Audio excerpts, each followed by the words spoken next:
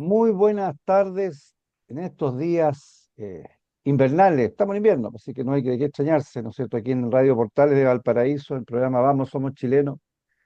De repente, como decían por ahí mi abuela, yo veía como la antigua. Bienvenida Catalina, ya estable, Daniel y Francisco. Hoy día es primer día que estamos todos, ¿ya? Y también saludamos ahí a Marco, estamos todos, así que bienvenido, un saludo.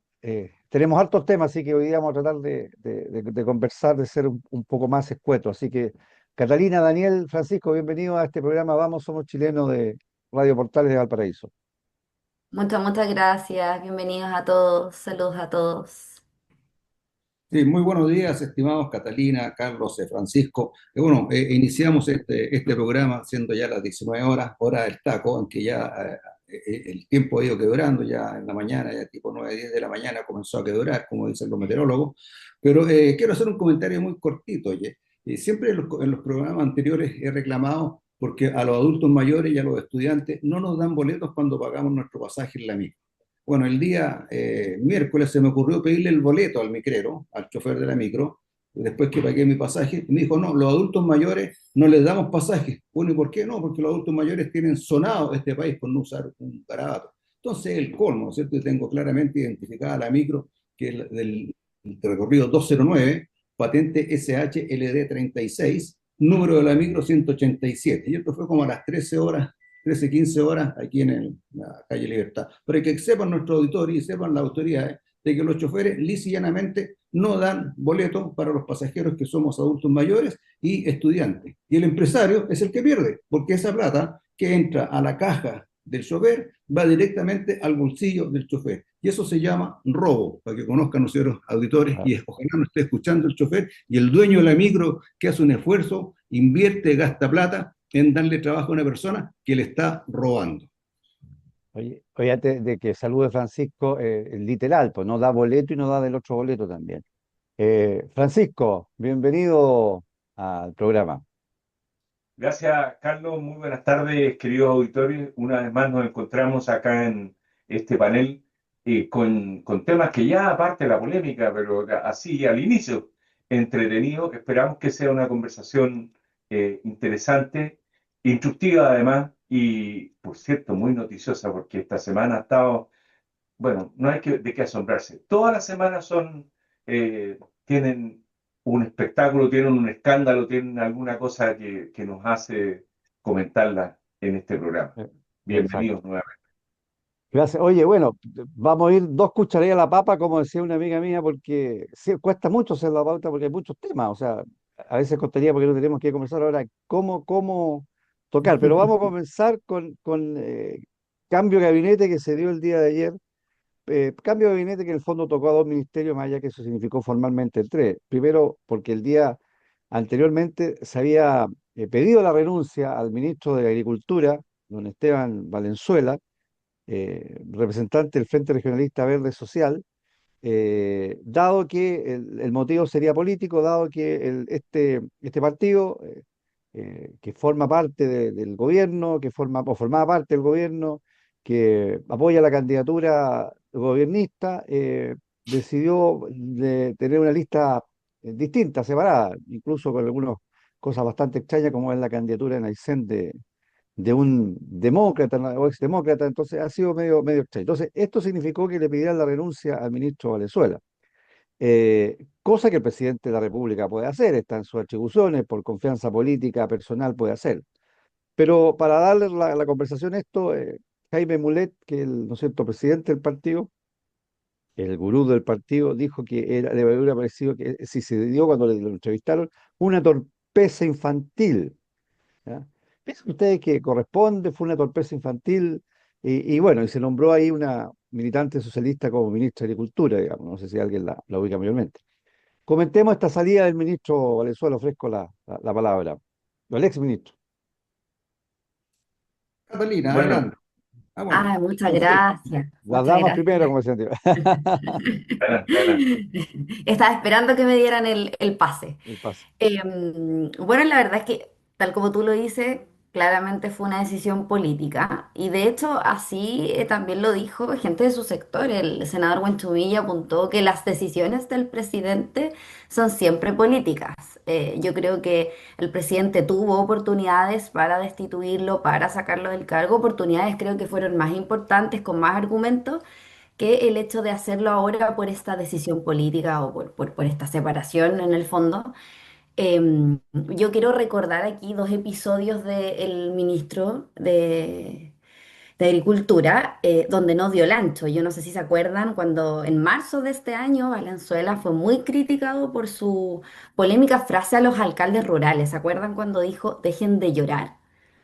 Cuando los alcaldes rurales lo que estaban pidiendo era más seguridad en las zonas rurales, producto del homicidio de un matrimonio en Graneros, en la región de O'Higgins, asesinados a sangre fría dentro de su domicilio. Entonces, fue muy poco empático, fue muy indolente. Ese fue un episodio claro, donde desde todos los sectores salieron a criticarlo. Y, y también en enero del 2025, cuando fue criticado también por denunciar colusión en el mercado de papas sin una base sólida. O sea, ha tenido dos episodios claros durante, por lo que va del año, de carecer de a lo mejor de las competencias técnicas como para poder ser ministro de Agricultura. Y bueno, para finalizar y darles el paso a que opinen, hay otro episodio que estuve revisando, que fue en enero del 2022, cuando desde su propio partido, la diputada Alejandra Sepúlveda, señaló, cuando lo nombraron ministro de Agricultura, que no reunía las condiciones técnicas y que ellos habían propuesto a otro candidato para ser ministro de Agricultura. Entonces, en el fondo yo creo que no me sorprende, pero sigue siendo una vergüenza que a estas alturas el presidente de la República siga tomando decisiones políticas más que técnicas. Francisco, que quería hablar, pues. Sí, bueno, yo quería Y lo mencionar que interrumpiste. hay ¿Ah? ciertas cosas hay ciertas cosas que en realidad me alegro que se haya ido el ministro de Agricultura, Esteban Valenzuela. Quizás no comparto la forma como se tomó la decisión. Si bien es cierto, es política, no hay que criticar eso. Como dice, las decisiones del presidente son políticas, es efectivo. Pero la verdad es que la decisión esta no es solo política, es electoral.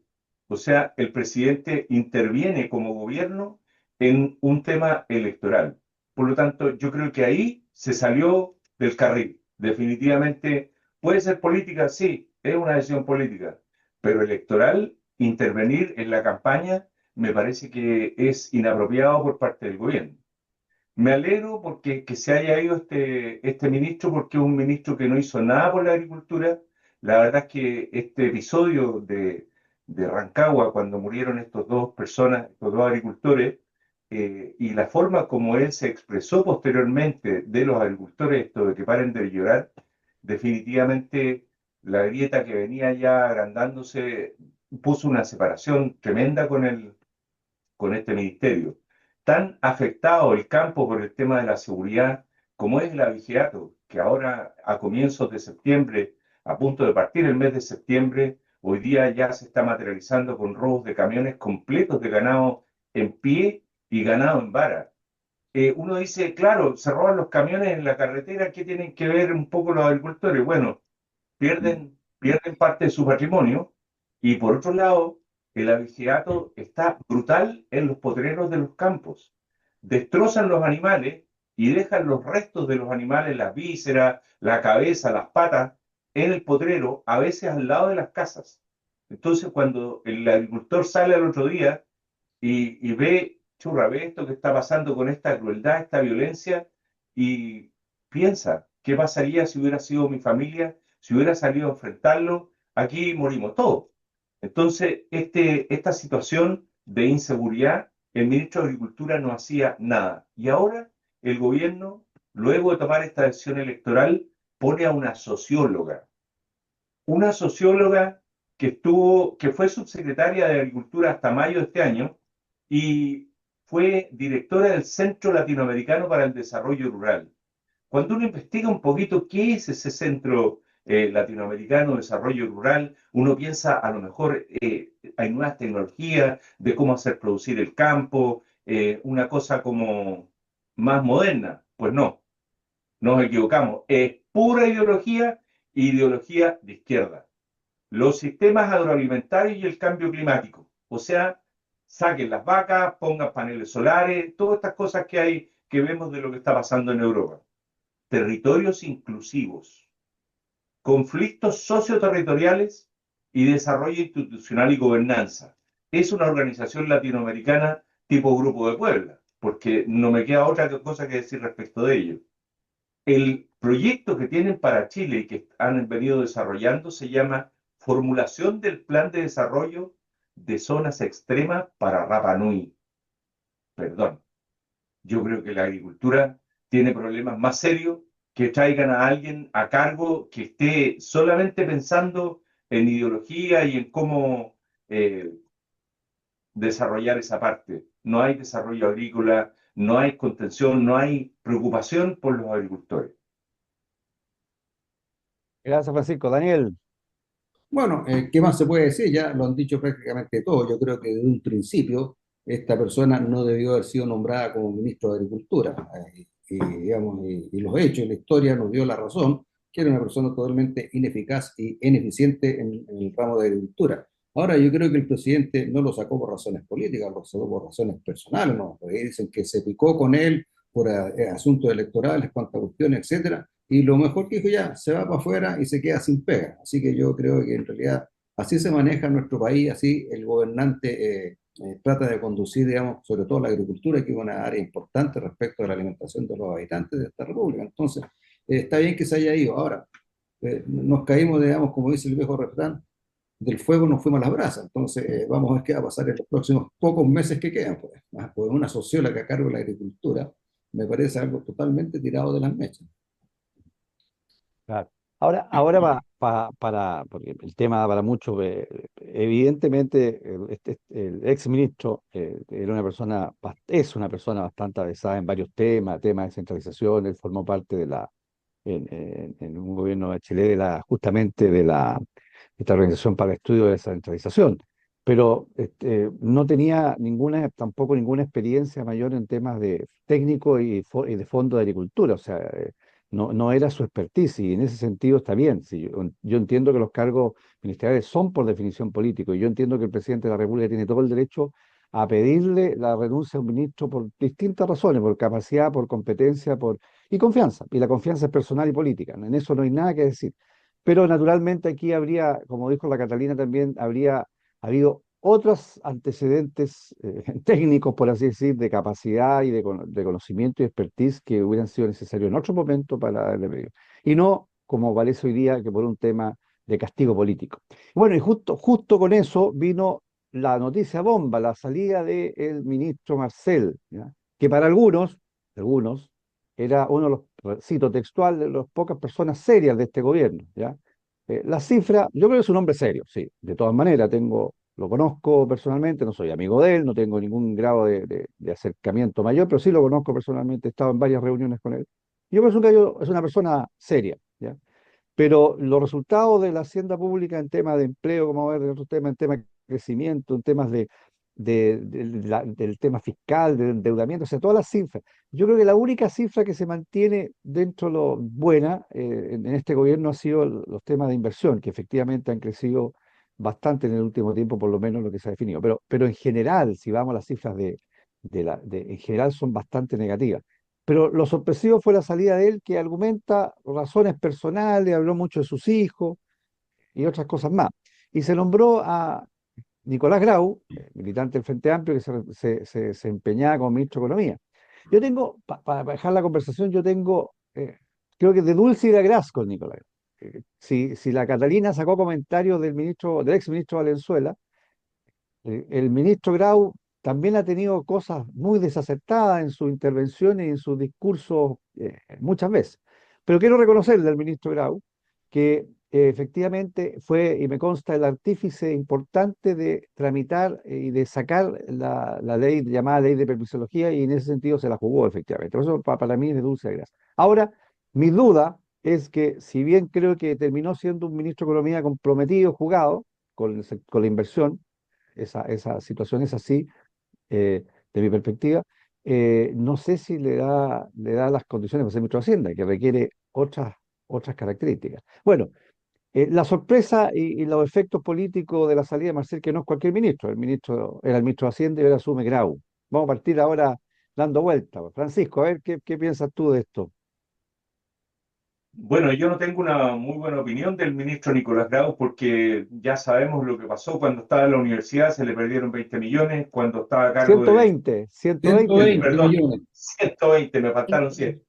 Bueno, es verdad, sí, buena la corrección. Eh, y se le perdieron nomás. Entonces, cuando uno dice, oye, Israel, este economista, que tiene una historia, un historial de polémicas en su desempeño bastante alto, grande, y lo ponen ahora de ministro de Hacienda. De verdad, da como susto, aunque queden 5 meses o 6 meses, porque ya el país ya está andando y hacerlo cambiar de rumbo no es fácil, digamos. Eh, Igual es preocupante porque tiene, tiene un desafío importante, va a haber la tentación de meter la mano al bolsillo y empezar a gastar en política para el desarrollo electoral y no salir tan para atrás, y eso nos va a llevar más al déficit todavía. De verdad que es complicado esto de poner a alguien populachero, por decirlo de alguna manera, de ministro de Hacienda en un periodo de elecciones. Muy complicado. Por otro lado, está la mejor directora de presupuestos de la historia de nuestro planeta, de nuestro país, que yo creo que le pasó la cuenta finalmente a Marcel. Y ella queda en gloria y majestad a puertas de iniciar el proceso de la ley de presupuesto. Entonces, uno dice, parece que Marcel salió arrancando en una conjunción de cosas que tenía personales y aprovechó el momento porque parece ser el momento político más oportuno. En fin, de verdad que es curioso lo que pasó. No puedo decir que sea tan malo como en el Ministerio de Agricultura el cambio, porque por lo menos Nicolás Grau está en el área de la economía, en el área de... y el cambio no es tan brutal. Ahora, en economía llega eh, un nuevo ministro de Economía que ya estuvo en su momento en la historia de la concertación, fue ministro de Economía también. Por lo tanto, yo creo que ahí, mientras mantenga estable la situación, no creo que le dé el tiempo como para hacer cambios muy grandes. En fin, yo creo que el cambio sumiendo así, poniéndole en la balanza, los dos cambios en los dos ministerios, me parece que el de Hacienda está más acotado, más controlado que el de Agricultura. El de Agricultura es un verdadero desastre. Ahí.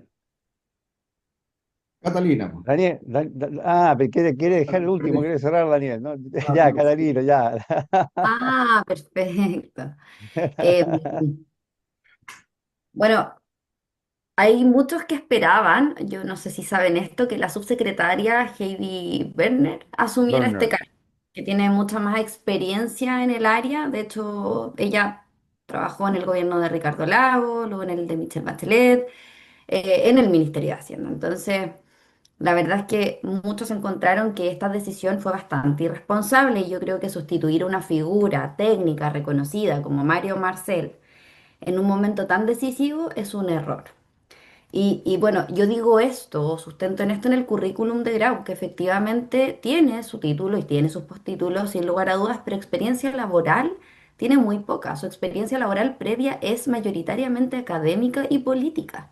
Entonces, la verdad es que dejarlo a cargo de un ministerio tan importante, a mi parecer, lo considero súper irresponsable, porque él no tiene experiencia en gestión pública o en cargos ejecutivos, esa excepción de este Ministerio de Economía, donde también hay un montón, ustedes pueden encontrar un montón de frases desafortunadas de este ministro.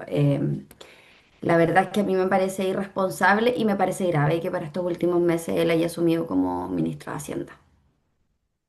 Van a gastar Gracias, muy plata. Catalina. Eh, Sí.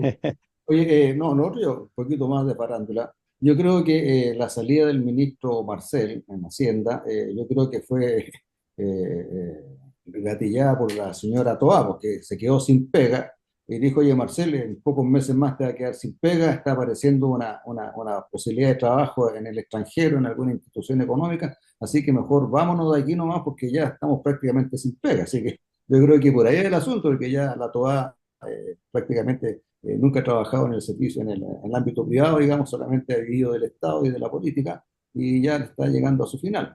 Ahora, respecto de Grau, que lo nombran como ministro de Hacienda, una persona que dice, oye, está subiendo el dólar, no preocuparse, si en realidad los chilenos no usamos dólares, trabajamos en Claro. pesos. Entonces, el colmo, dice, no, en realidad la inflación no le afecta a las pymes, pues. Entonces, una persona que desconoce e ignora completamente cómo funciona la economía respecto de la población y respecto de los mercados. Así que, bueno, afortunadamente ya nos queda poco tiempo, ya podemos contar, digamos, los meses prácticamente con los dedos de una sola mano. Así que tendremos que esperar con paciencia nomás que esta debacle termine pronto.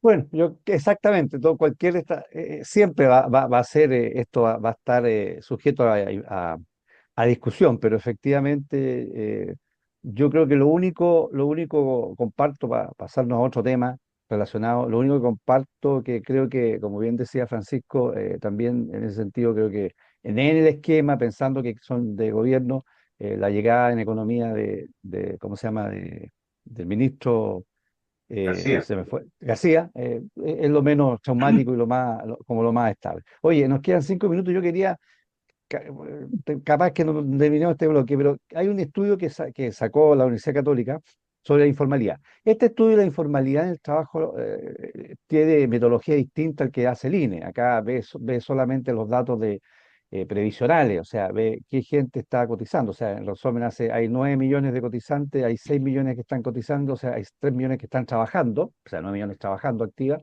de alguna manera, hay 3 millones que no están cotizando. Entonces, de alguna manera, esa es la base para eso. Pero más allá que sean discutibles, porque esta dice que el promedio hoy día de la informalidad laboral son 37%, altísima, y el INE te da un 26, 25, más allá de esa diferencia, es como pesarse, digo yo, en una pesa. Claro, a lo mejor la pesa no está tan buena, tan regular. Yo me pesé 79, puede que pese 80, 78, pero cuando tú te pesas regularmente la misma pesa vas cambiando. Si lo grave acá, independientemente de lo que puede ser discutible, es que desde el año 2020 la informalidad, 2019, ha crecido del veintitantos por ciento, bajo esta metodología, al treinta y tantos por ciento, 37. Y del último tiempo, hablemos de los últimos 5 años, ha crecido, de los últimos años, perdón, del año 20, ha crecido 5 puntos porcentuales, o sea, del 32 al 37.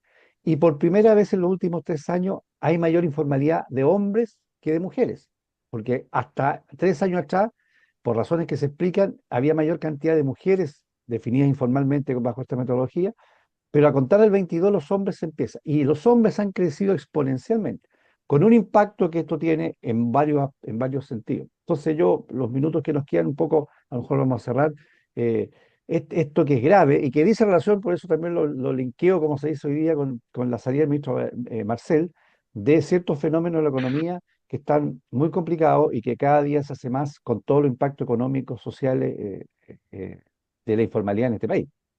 Mm. ¿Quién quiere opinar al respecto? Nos quedan 4 minutos, así que pues, tenemos tiempo, tenemos tiempo.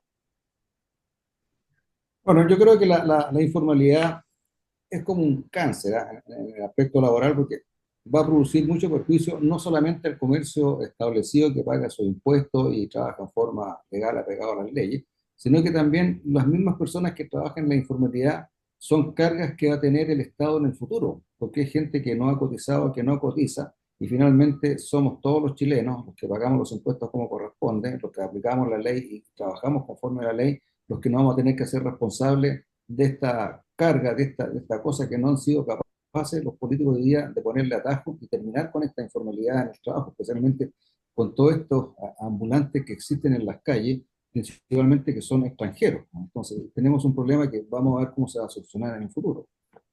Mm. Correcto. Sí, sí, lo Francisco, grave Catalina, alguna. ¿Mm? Lo grave es Catalina. que lamentablemente nos estamos acostumbrando a la informalidad, a trabajar de esta manera. De hecho, el otro día, de acuerdo a un reporte del Observatorio de Informalidad Laboral de la Cámara de Comercio de Santiago, decía que las personas jóvenes, menores de 20, los adultos mayores de 65, tenían las tasas más elevadas de informalidad. Más del 50% son informales. Y yo lo considero súper grave porque por lo menos la juventud es la que justamente, tal como dices tú, es la que se tiene que preocupar en un futuro también de su jubilación. Estos años son importantes, los primeros años cuando tú empiezas a trabajar son los más importantes. Entonces, la verdad es que a mí me parece grave que nos estemos acostumbrando a la falta de oportunidades laborales y a la informalidad que tiene que ver mucho, obviamente, con el crecimiento económico y la inversión de este país. Correcto. Ahí, Yo ahí, Francisco, quisiera aportar algo aquí que en realidad me parece que es el, lo que está ocurriendo. Cuando uno va, recorre las calles de Valparaíso, de verdad que es penoso. Mirar Mm. la calle Prat, donde está el Banco de Chile, donde está todavía el Banco de Chile, que es un edificio histórico, al lado está el Banco Estado, y lo mira y está todo tapiado, unos ventanales inmensos, muy grandes, muy bonitos, todo tapiado. Uno dice, ¿cómo? Aquí parece que le hubieran echado hormigón, esto parece mausoleo.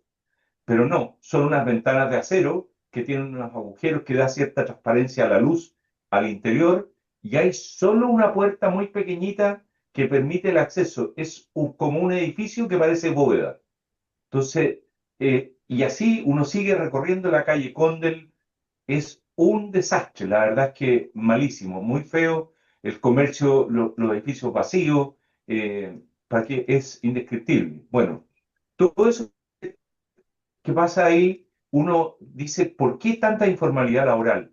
Yo creo que hay mucho de esto con la inversión, como decía Catalina, porque también hay rigidez laboral. Si siguen subiendo el tema del sueldo mínimo, es como decir, no, páguenle nomás y ¿cómo los más pobres no van a poder ganar? Están perdiendo puestos de trabajo. Tratar de llegar a 750.000 pesos de sueldo mínimo, las pymes ya no les da el cuero, no les da el cuero. Si no pueden invertir y la rigidez laboral con todas las restricciones que hoy día hay para contratar a un trabajador, simplemente las empresas prefieren no tener trabajadores, los emprendedores dejan de tener el impulso de emprender y apostar sus recursos, prefieren rentar el dinero en el banco o comprarse una propiedad. Entonces al final se pierde el impulso de crecimiento de nuestra nación. correcto. Ya, oye, no, nos están haciendo ya señas, tenemos que ir a pausa comercial, seguimos en el segundo bloque. Bien, hemos vuelto de esta pausa musical después de que siempre hago el malo de la película acá, yo los paros, digo, decir, ya vamos, vamos, vamos, porque también me apretan ahí, esto es como el gallinero, me apretan de arriba y yo empiezo a apretar para abajo acá. Pero bueno, eso muestra que estamos entretenidos, por lo menos nosotros, como digo yo siempre. Oye, bueno, hay varios temas en la actualidad política, se inscribieron, ya están inscritas las candidaturas, parece 8 candidatos a presidente, si mal no recuerdo, algunos por primera vez, otros por segunda, otros por tercera y uno por quinta, ¿no? Parece que para el de quinta es buen negocio ser candidato, y más encima, curiosamente, que ha ido de más a menos, o sea, ha ido el que es por quinta vez, partió como cerca de un 20, casi más de un 20% de los votos y la última que sacó menos del 5. Bueno, le está sacando Bueno, toda esta cosa de vivir gratis del Estado. claro, claro, Y claro. que es la última gota. Eso es lo Un anecdótico, negocio. pero bueno, se inscribe, se logra inscribir por lo menos, parece que es no tan difícil inscribirse. Ahora, no es tan fácil, porque acuérdense que habían como 500 precandidatos y los otros no alcanzó ninguno a conseguir las 30 y tantas mil firmas, así que parece que no es tan fácil tampoco. Bueno, ahí eso, y están inscritos las listas parlamentarias, que como todos bien saben, hay de distintos sectores, incluso por sectores, en una hay 2 o 3 listas. Bueno, el gobierno que tiene 2 listas, o los pro-gobiernos, por lo que hablamos ya del exministro Valenzuela. Hay varias cosas que han pasado en este tema. No, aquí no vamos a hacer ni menos ahora todavía campaña por nadie por el momento, si bien toda la gente sabe que tenemos nuestra orientación, por así decirlo, nuestros principios.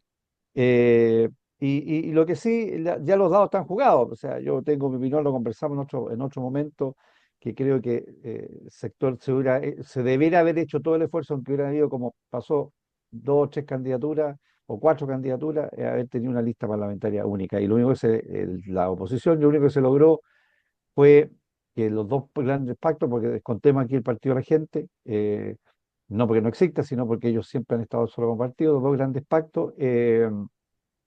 Hay omisión para los senadores en dos regiones extremas, ¿no es cierto?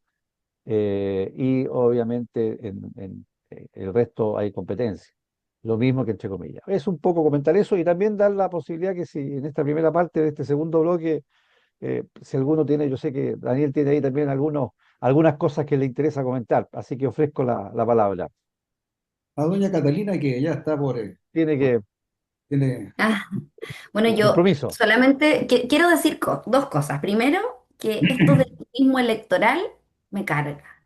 El hecho de que venga gente, pues yo, bueno, somos de la quinta región, venga gente a hacer turismo electoral y que no ha vivido aquí en la quinta región o en el distrito, qué sé yo, y no conoce nuestra realidad, la verdad es que eso es algo con lo que yo al menos no estoy de acuerdo, no comparto de ningún partido político, así que esa es una opinión súper personal. Yo no voy a votar por aquellos que no han vivido al menos por 5 años en la región y conocen la realidad de cada distrito. Y quisiera comentar solamente una situación. El otro día escuché a Elisa Loncón en la radio, en una de las radios, no voy a nombrarla, y se victimizó diciendo lo siguiente. Ella dijo que nos molestaba, como a la gente, que una mujer indígena y mapuche se atreviera a ocupar un espacio de poder, que hasta cuándo, yo digo, ¿hasta cuándo los chilenos vamos a tener que escuchar tanta mentira? O sea, ella fue presidenta de la primera convención constitucional. Y hoy día ella, junto a Beatriz Sánchez, quienes defendían en ese tiempo la eliminación del Senado, ahora resulta que se están candidateando a senadoras. Yo de verdad que lo encuentro de una inconsecuencia, de una hipocresía tremenda. Y dejan evidencia que a esta gente solamente les importa llegar al poder, da igual el cómo. Ellos quisieron destruir una institución que yo considero importante y la pregunta que aquí yo me hago y que a lo mejor debiesen, quizás a lo mejor hacerse también los auditorios, es ¿por qué se postulan? ¿Cuál es la idea de postularse hoy día a ser senadoras? ¿Qué pretenden? ¿Estar dentro para destruir desde adentro el Senado? Yo solamente les dejo esa pregunta para quienes nos están escuchando. gracias Catalina. Oye, para eso a veces parece que tú querías comentar algo también, fuera de que también hablemos de estos temas electorales y de eso, que parece que Caselli tiró mal el penal de nuevo, parece. Igual parece que no chuteó mal un penal como en el año 82. claro, no la chutó al arco, no la chutó al arco. La Cata no había nacido el año 82, parece, así que no se acuerda del penal de Claro, Caselli. No, no, no, no.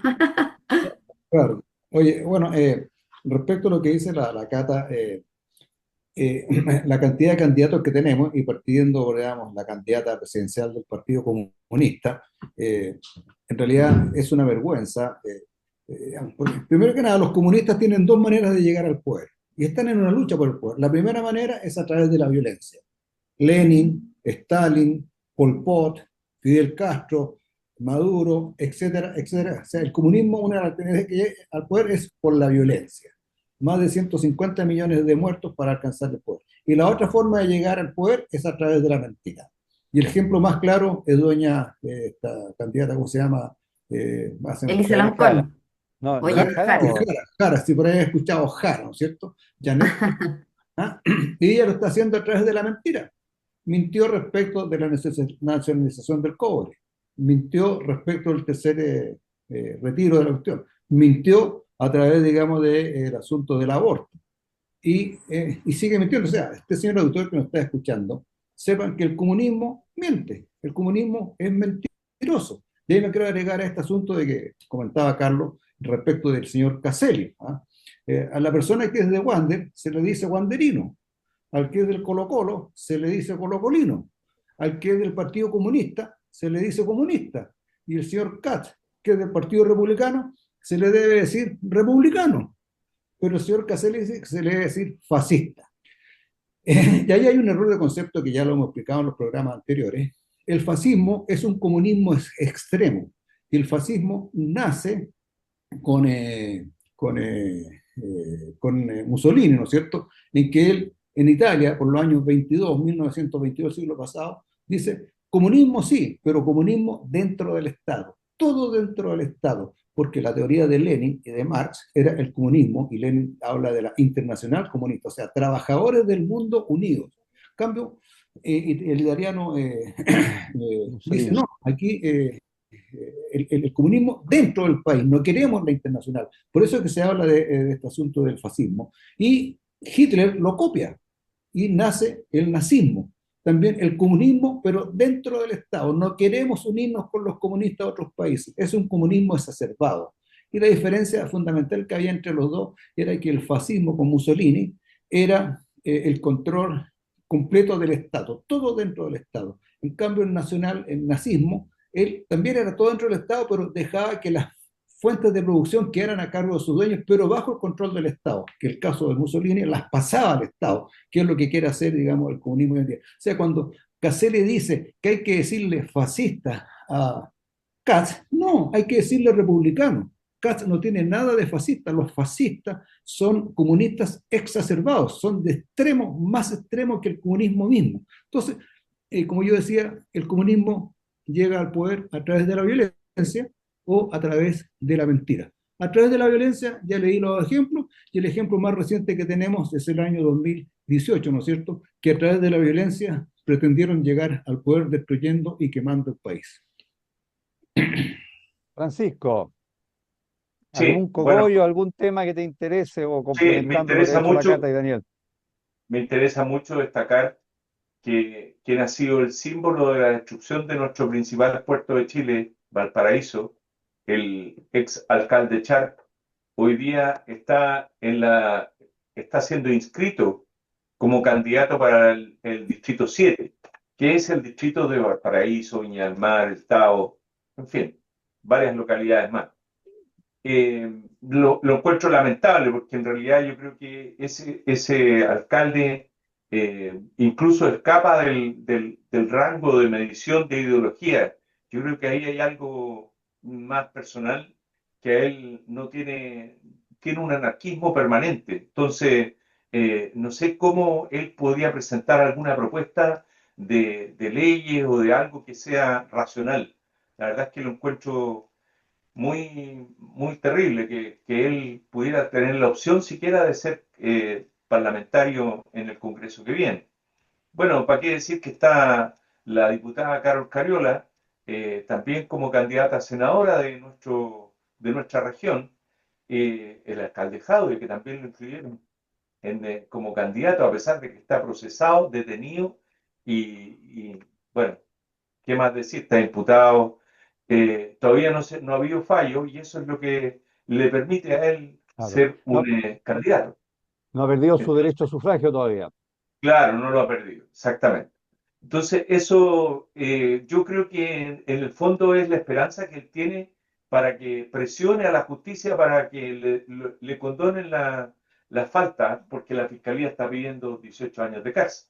Entonces, no es un tema fácil poner a un candidato que está preso eh, de candidato a parlamentario.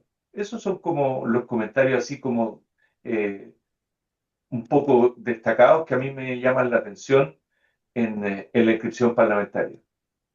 Oye, mira, a ver, yo encuentro, lo que voy a decir, a lo mejor a la Catalina se le cae el pelo, a ustedes dos no, porque tienen poco, o del poco pelo. Yo, Queda poco. yo, Estamos claro, queda poco, descabellados, claro. Yo Claro. tengo estamos mucho, descabellados. mucho, mucho La pelo. Catalina se les cae por nosotros. Oye, yo encuentro, voy a decir algo que puede sonar brutal y que se fumó este gallo, van a decir. Yo encuentro que no es tan lamentable que se presenten, si lo que encuentro lamentable es que sean elegidos. Claro, Entonces a mí me parece que se presente, bueno, si cumple con los requisitos legales, está en su derecho. Y si alguien lo apoya, bueno, está en Obvio. su derecho, esa es la democracia. Lo lamentable es que muchas veces estos personajes, y no quiero personalizarlo en lo que tú necesariamente has nombrado, son elegidos. Hay por ahí que ya descanse en paz, así que no voy a hablar el nombre de otra región, que fue, ¿cómo se llama?, sancionado y fue sacado del cargo de alcalde en una comuna grande de este país, pero como la pena, ¿cómo se llama?, política, era que no podía ser candidato a alcalde ni concejal nunca más, fue candidato a diputado y salió diputado. Hay aquí en esta región un exalcalde de Viña del Mar que fue diputado por también X periodo, 3, 4 periodos. y lo sacaron por problemas graves de administración. Vamos a decir que, no, yo no quiero decir que se robó la plata, pero que por lo menos administró muy mal los recursos, por lo menos. Y la gente votó por él 3, 4 veces. Entonces, por eso digo yo, más lamentable que se presente es que, por eso un llamado como ustedes también lo hacen, es que la gente, alguna gente vote por esta gente que efectivamente, claramente ha demostrado. Oye, un tema también, eh, ¿cómo se llama? No, que se me que quedó por mi Alzheimer juvenil del módulo pasado, por así decirlo, es que Francisco había dado, no, se me había olvidado terminar, estoy como los viejitos, para volver después al otro tema, en esto de la informalidad dijo una cosa muy cierta. Y la Katy y Francisco dijeron, una es esta cultura, sobre todo de gente joven, de no cotizar, de que ojalá, que es como una carga, como algo obligatorio que ojalá no pasara y ojalá todo inmediato, todo para ahora. Pero también hay temas estructurales, como bien decía Francisco, que uno es las medidas del aumento en forma, yo diría, estamos claros, ojalá todo el mundo ganara un sueldo mínimo de 2 millones de pesos, pero eso tiene que sustentarse en un sistema que permite que tenga la riqueza para ganar los millones. Entonces, aumentar el sueldo mínimo a montos que el país no lo soporta, o más que no lo soporta, no es conveniente, es malo para la economía. Segundo, como bien decía Francisco, también además de la inversión está el tema de la cantidad de horas. O sea, sí, hay empresas que pueden trabajar 40 horas y trabajan 40 horas y pueden trabajar con teletrabajo y son tremendamente productivas.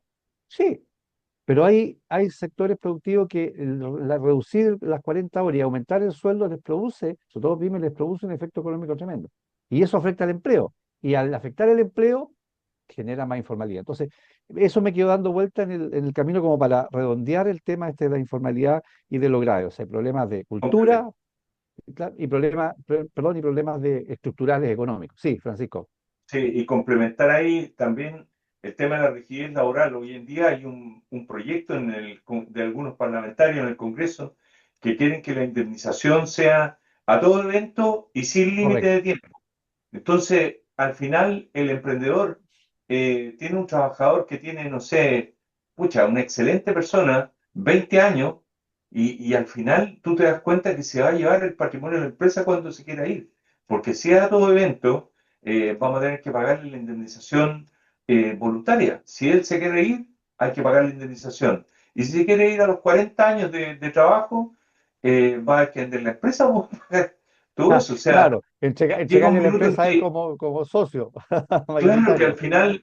al final tú dices, oye, ¿sabes que prefiero que este trabajador eh, no, nombramos juntos porque vamos a terminar juntos nuestra etapa laboral y de vida, porque no va a dar el cuero para poder pagar. Entonces, hay algunas rigideces laborales que hay que Correcto. enfrentarlas con altura de mira, o sea, ponerse en el lado de la inversión.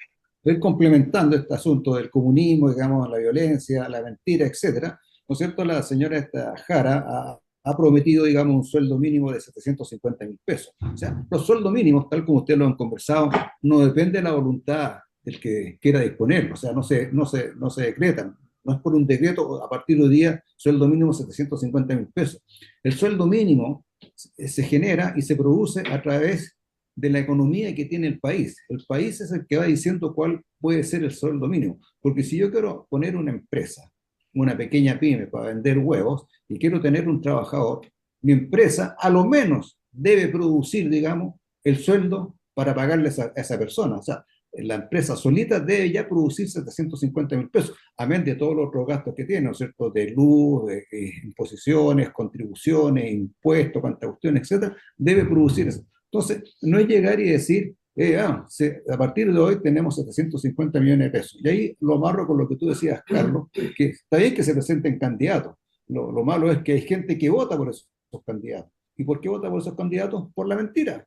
Porque el comunismo miente. Y es una cosa sabida y eso es permanente. Aquí el ejemplo más claro de este asunto de que vamos a tener un sueldo mínimo de 750.000 pesos. Eso es una mentira. Podría ser, si la economía es floreciente, hay harta inversión, hay harto trabajo, hay harto desarrollo, indudablemente que a lo mejor el sueldo mínimo va a ser solo los 750.000 pesos. Pero hoy en día vemos que un empresario, y tal como lo decía Francisco, resulta que mi patrimonio cuando este trabajador se haya retirado, me tengo que deshacer mi patrimonio para pagarle, digamos, su indemnización. Entonces, indudablemente que desincentiva a que el inversor pueda, digamos, emprender y dar trabajo. Y eso es lo que no entiende el comunismo, y peor, no lo entiende la gente que vota por el comunismo. Así que usted, señor, en las próximas elecciones, tenga mucho cuidado por quien vota. No deje que lo engañe. La única manera de progresar es trabajando y dándole la posibilidad a los inversores para que inviertan, porque son las personas que dan trabajo. La gente que no tiene recursos, que no tiene, no da trabajo. Los que dan trabajo son la gente que tiene capacidad de invertir. Así que tenga mucho cuidado a la próxima. Este señor Chap, que destruyó Valparaíso, y tal como lo decía Francisco, la calle Conde es una vergüenza. Está prácticamente el 80% de los negocios cerrados, las cortinas abajo, rayadas, etcétera. Quiere ser senador por el Diputado. entonces, usted, señor auditor que nos está escuchando, piénselo bien. Si usted decide votar por el comunismo, bueno, después no se queje que la plata no le alcanza. No nos eche la culpa a nosotros que estamos tratando de ilustrar, de informar adecuadamente con la verdad a través de estos programas para que la gente, digamos, no sea engañada. Oye, si esto igual, la economía, a veces los economistas dice un prestigioso economista, esta región la hacen difícil. La economía es igual que una casa. Esto es lo mismo que el papá le da mesada a los hijos. Entonces, los hijos le dan, de acuerdo a su ingreso, gana 1,5 millones, le vamos a poner, que es un sueldo que puede ser bueno para este país, promedio. Muchos ganan menos, pero vamos a poner que tiene para dar mesada a sus hijos. ¿Ya? Y decide darle 50.000 pesos y tiene 3 hijos acá ahí. Le puede dar 50.000 pesos todos los meses a su hijo para sus gastos, qué sé yo. Y llegan los hijos y se juntan y dice, queremos una mesada de 300.000 pesos cada uno. O sea, no es sustentable. Estoy poniendo ejemplo exagerado nada más que para Un decir buen lo peor. ejemplo. Entonces, claro, Sí, entonces, un buen si el, si ejemplo. el- claro, si el país no te da para tener sueldos mínimos 750, si todo el mundo, ojalá, lo digo, ojalá todos tuvieran un sueldo mínimo como los Estados Unidos, que creo que son $1.000, yo no sé cuánto va ahora, antes era $1.000, o sea, 1 millón de pesos chilenos. Ojalá, pero no tenemos la economía de Estados Unidos todavía para tener sueldos así. Bueno, Entonces, bueno, es- En Suiza, el último programa que vi ahí en la televisión, el sueldo mínimo son 4.600.000 en Suiza. imagínate, pero son suizos, po. Porque le da la economía para producir La esa economía. cuestión. Claro. Entonces, nosotros no es que, y eso es importante lo que dice Francisco, no es que nos opongamos a que haya un sueldo mínimo, Nadie, y nadie quiere nadie, pagarle poco. poco, pero evidentemente tiene que ser. Pero bueno, esos son los temas que hay que ver y como me parece muy bien que la gente tiene que pensar y uno humildemente trata de poner esto en el tapete para que, o sea, hay que crecer. Tú, Daniel, dijiste, y Francisco, una cosa muy cierta, o sea, y por eso yo puse ejemplo la casa, o sea, la única forma de vivir mejor en la casa desde el punto de vista económico y todo sentido es producir más y tener mayor ingreso, y eso se hace con trabajo y con inversión. No se ha inventado otra cosa distinta, No porque se han ya, creado, no se han creado los ya no árboles cae que den claro, billetes. ya no cae el maná del cielo tampoco ahora, así que todo, No, todo tiene que ser así. Oye, no hay en los nada minutos gratis. que nos, nada gratis, en los minutos que nos queda, vamos a hablar de algo que alguien dijo, yo no sé, yo todavía no creo, dice, hay vientos de guerra en Sudamérica, por ahí los comentarios, y se hace símil de alguna manera, dado que sí, objetivamente Venezuela con el cartel del sol, como ya los soles le llaman, y además el tema político, que Estados Unidos bueno, ha tomado una serie, aumentó, ¿no es cierto?, la recompensa por Maduro, movilizó ahora tropas, o sea, tres, si no me equivoco, cruceros a aguas cercanas a Venezuela, con Marines y todo el tema, respondió también y movilizó. Y un poco ese es el símil de Panamá, entendiendo que Venezuela no es Panamá. Así que en estos 5 minutos, ya que estaba en la pauta y veo la pauta, hablemos un poco de este afer de Venezuela, Estados Unidos. Francisco, Daniel, para ir Bueno, cerrando el programa estos 5 minutos.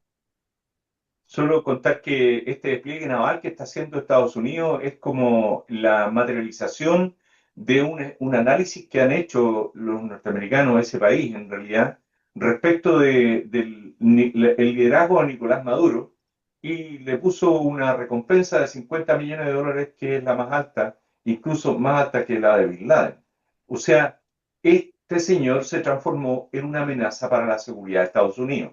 Así lo ha dicho el secretario de Estado Marco Rubio, donde señala con toda claridad que Estados Unidos va a ejercer todas las opciones para traer a este señor a la justicia. No lo reconoce como el presidente legítimo de Venezuela y sí lo reconoce como el líder de un cartel narcoterrorista.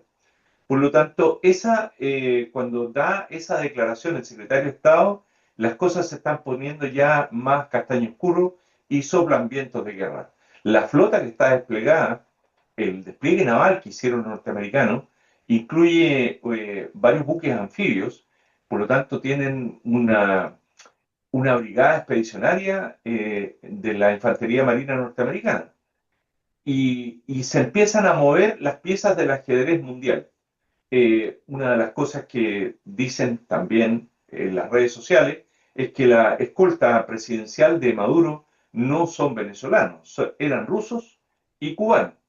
Esta reunión de Putin con Trump en Alaska, lo primero que hizo, aparte de conversar sobre Ucrania, fue sacar a Rusia del escenario. Y ya habían salido los guardaespaldas rusos de Maduro, desde Venezuela.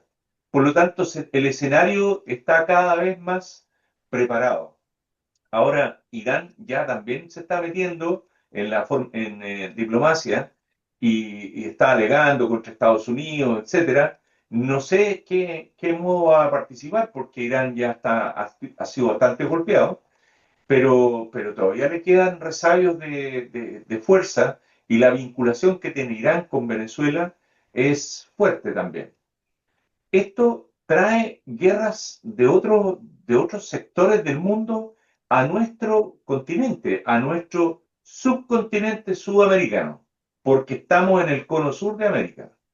Entonces, cuando los vientos de guerra empiezan a soplar muy cerca, hay que estar atentos a los acontecimientos porque Venezuela está muy cercano al canal de Panamá y eso se puede transformar en un bloqueo del canal, en un 2x3, o sea, con una cosa más grande y el canal se bloquea. Vamos a tener tráfico marítimo por Magallanes, vamos a pasar a ser parte del escenario mundial del tráfico entre océanos.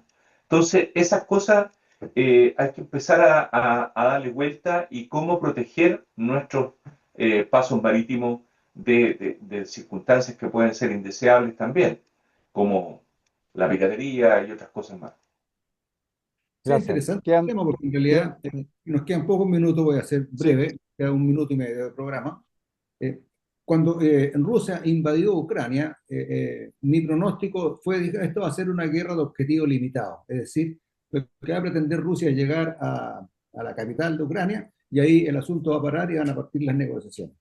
Pero ya llevamos prácticamente más de 2 años con el asunto de Ucrania. Entonces, lo que puede pasar aquí en Venezuela con la flota de Estados Unidos, porque Estados Unidos se siente amenazado porque el narcotráfico y el tráfico de drogas en Estados Unidos es más o menos importante, indudablemente que eso afecta al desarrollo de los norteamericanos. Y por eso es que Trump, como presidente de los Estados Unidos, está preocupado y quiere apresar a Maduro, digamos, bajo los fundamentos de que es un narcotraficante y un terrorista internacional.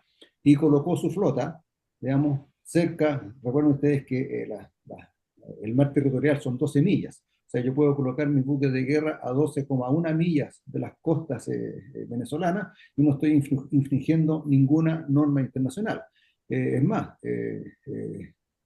pretende, digamos, con esta amenaza, ¿no es cierto?, que se produzca, digamos, la detención de Maduro y poder llevarlo a Estados Unidos y juzgarlo conforme a las reglas norteamericanas. Y tal como dice Francisco, tenemos amenazas, porque si esto aumenta, puede que el canal de Panamá quede sin operar, el tráfico tendría que ser a través del estrecho de Magallanes, sobre el Cabo de Hornos muy difícil por las condiciones de mal tiempo, y el estrecho de Magallanes pasa a ser una cosa importante respecto del tráfico mundial de intercambio de productos. Y aquí también podría entrar Inglaterra, porque ahora tenemos a las Falkland, y el único propósito que tiene Inglaterra de mantener las Falkland es el control del estrecho de Magallanes. Entonces, se empieza a conjugar, digamos, como un panorama mundial y principalmente sudamericano respecto de las acciones que está tomando Estados Unidos.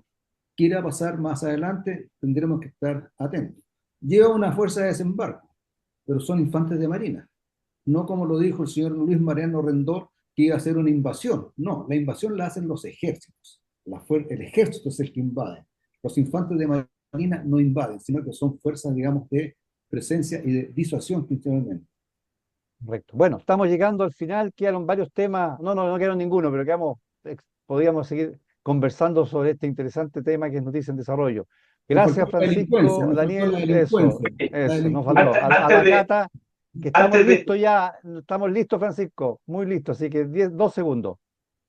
mira, 12 millas son aproximadamente 20 kilómetros, 22 kilómetros. La línea horizonte, uno ve los buques, porque el horizonte, dependiendo de la altura donde uno está, uno puede verlo hasta los 100 kilómetros, si es que está muy arriba. Por lo tanto, ¿qué quiere decir eso? Que la flota la pueden estar viendo desde la costa, ver a los buques Correcto, norteamericanos haciendo el bloqueo. Eso es lo que correcto. Así se Y eso que llama también tiene, diplomacia de cañoneras. exacto, es una tiene presión. implicancia interna. A ver si de adentro también sale. Ya, nos estamos viendo, despedido, un abrazo y a la Cata que se tuvo que ir antes. Chao, chao. Ya Chao, nos vemos chao. el próximo viernes.